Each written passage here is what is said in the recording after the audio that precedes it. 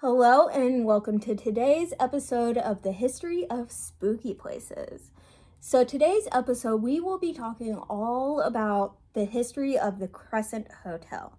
So the history of the Crescent Hotel starts off with the surrounding lands, Eureka Springs, Arkansas. In the late 19th century, Eureka's downtown area had more than 60 springs which were known for its healing waters. And because of this, Eureka Springs would get thousands of visitors coming with hopes of curing their ailments and easing their pains. Clayton Powell, former governor of Arkansas and U.S. Senator, was also among these visitors that would visit the city. When his political career was growing, he got involved with the local railroad business.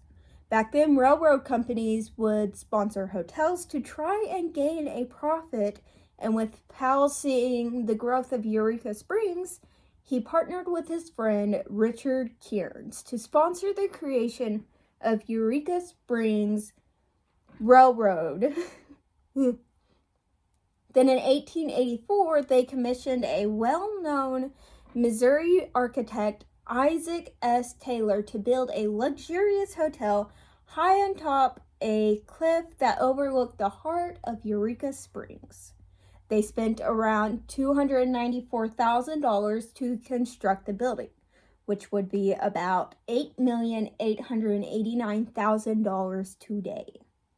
It proved to be a massive project. They had Irish stonemasons carve and assemble 18-inch blocks of limestone from a White River quarry just 10 miles from the construction site. These artisans were brought over to the United States by Powell's Eureka Springs Improvement Company for the sole purpose of building the hotel. It took nearly 2 years of constructions for the Crescent Hotel to be complete. The hotel was actually named after the mountain it sits on. And then on May 20th, 1886, the Crescent Hotel's doors opened, and a grand opening gala was held in the Crystal Dining Room. The signature dish at the gala was crab Lorenzo, which is still served today. It's pretty cool. When it first opened, the local Eureka Springs Times-Echo called it America's most luxurious hotel resort.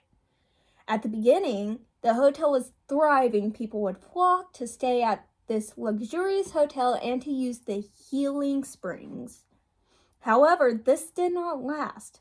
People started to realize that the waters didn't actually have any curative powers with the hotel and town, which the hotel and town was known for. So little by little, people stopped coming. And then in 1908, the Crescent Hotel was turned into the Crescent College and Conservatory for Young Women, but continued as a resort during the summers. The college became one of the most exclusive boarding academies in Arkansas. However, after running for 16 years, the revenues from tuition and summer guests were not high enough to maintain the cost of running the large building, and the women's college closed. After sitting abandoned for the next 6 years, it briefly reopened as a junior college from 1930 to 1934. And then in 1937, Norman Baker arrived on the scene and bought the Crescent Hotel to open a cancer hospital and health resort. He advertised that he has a miracle cure that required no surgery or painful extensive tests. The Baker Hospital alleged that its patients would walk away from the resort cancer-free. Baker used a strict regimen of fresh air, healthy foods, exercise, and an elixir that he made as the basis for his cancer treatments. However, what was unknown to the many desperate patients who flocked to the hospital was that Norman Baker's miracle was nothing more than a scam, and the elixir that he made was mostly alcohol and watermelon. That man had absolutely no medical training. He had even been convicted in Iowa in 1936, a year before the hospital opened, for practicing medicine without a license. Crazy. While operating the hospital, Baker was being investigated by federal authorities and in 1939 was finally arrested for mail fraud. One U.S. postal inspector estimated that Baker had made as much as $500,000 per year selling his miracle elixir through the mail while in Eureka Springs. Baker was convicted to serve a 4-year sentence in Leavenworth. The investigation revealed that over the years, Baker had defrauded cancer patients out of $4 million. While no one died from Baker's cure, the investigation showed that his treatment most likely hastened the death of those suffering from cancer when they didn't receive effective forms of treatment. And then in 1944, Baker was released from Leavenworth and moved to Florida, where he lived comfortably until he died in 1958. In 1946, 4 Chicago businessmen bought the hotel and began to restore it. Unfortunately, in 1967, a fire swept through the 4th floor of the south wing, so a lot of it was destroyed. Over the next several years, the hotel passed through several hands as repairs and more restorations were made, but it was never fully restored to its original grandeur. Then, in 1997, Marty and Elise Rognick purchased the historic inn and announced, in 5 years, we pledge to have this grand lady of the Ozarks back to where she was in 100 years ago. However, the Ozark residents have heard these promises too many times before, so they were skeptical, obviously. They first began to rebuild the spas. The first year, a 6,500 square foot new moon spa opened, including Vichy showers, a hydrotherapy tub, sauna, massage and therapy tables, tanning beds, and exercise equipment. The next major project was to restore the hotel skyline, which was destroyed in the 1967 fire. Costing well over $1 million, the 3,500 square foot penthouse, original center observation tower, and the 200-pound, 24-foot tall crescent moon wreather vane was restored. Now, you can't talk about the history of the Crescent Hotel without talking about the history of the cats there. It is said that ever since the hotel opened, cats have been roaming the halls of the hotel, but it wasn't until 1973 when hotel records show an orange tabby named Morris. Morris walked into the lobby and then stayed for 21 years. This cat became such a fixture at the Crescent that he was referred to as the general manager. This cat became the cat of not only the hotel, but also the community, a local resident recounts. During those years, no visit to the Crescent would be complete without a Morris sighting, or better yet, a chance to pet this hospitality icon. And since the Crescent was and continues to be the center for so much community activity, their cat became our cat. We loved it when we would see him enter and exit through his specially constructed kitty door. It's so cute. He was so loved by the community that when he passed away, over 300 people showed up to his funeral. When Marty and Elise Rognick purchased the hotel in 1997, they wanted to ensure that the hotel stayed pet-friendly.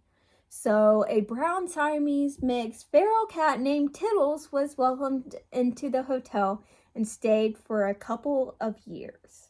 When Tittles passed away, Marty Rognick purchased a white cat named Spook.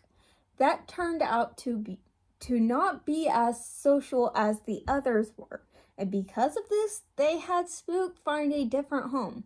When Spook was adopted, Marty said some cats are not designed for lodging industry.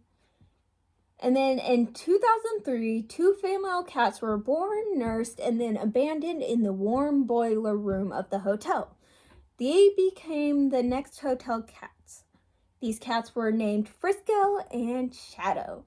Frisco was a sweet cat who loved to sleep with guests in their room.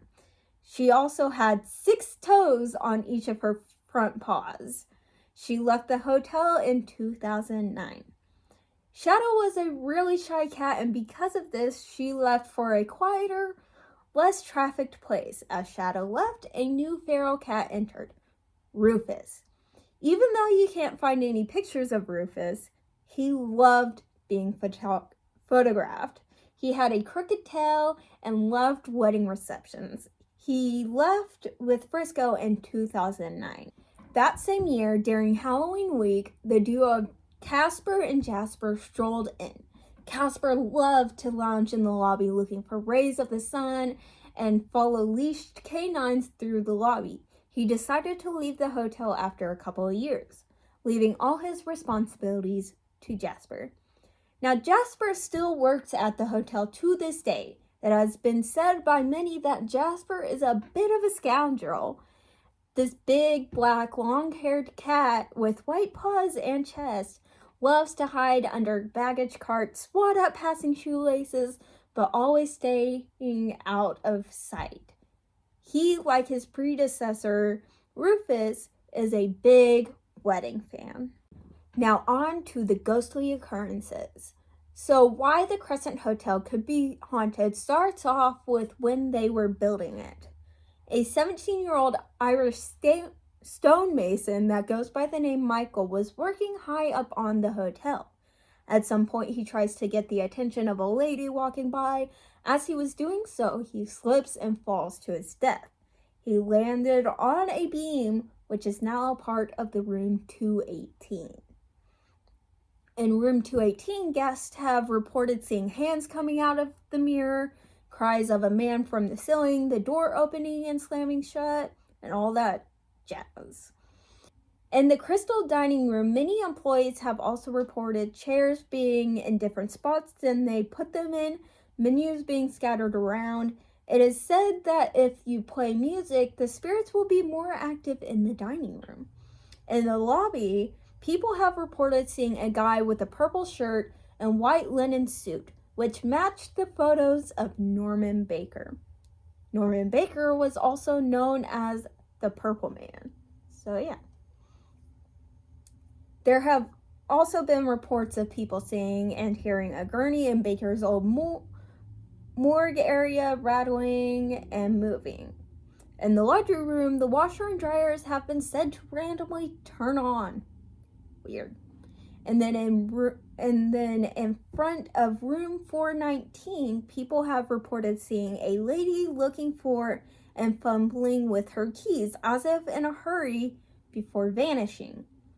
She is said to be a cancer patient named Theodora.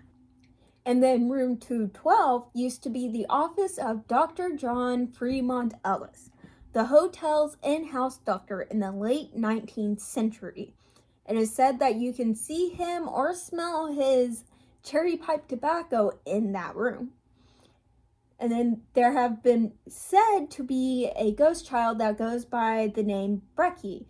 He has been seen throughout the hotel, often bouncing a ball. When he was 4 years old, he passed away in the hotel due to complications from appendicitis. And then on the 3rd floor, where the hotel connects to an annex built onto the hotel when it was a hospital, a weird occurrence keeps happening. Multiple guests have grown faint, with a few passing out briefly, with no reasonable explanation. It is said that this area is a portal.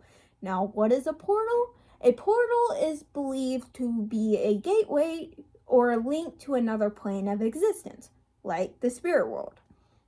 Now, another reason why the Crescent could be so haunted is because in 2019, A certified archaeological dig found hundreds of bottles of Baker's secret formula, as well as jars containing medical specimens that had been surgically removed from patients. These jars are still at the Crescent today. So, yeah, there has been many ghostly occurrences at the Crescent Hotel. Let me know, would you stay the night at the Crescent?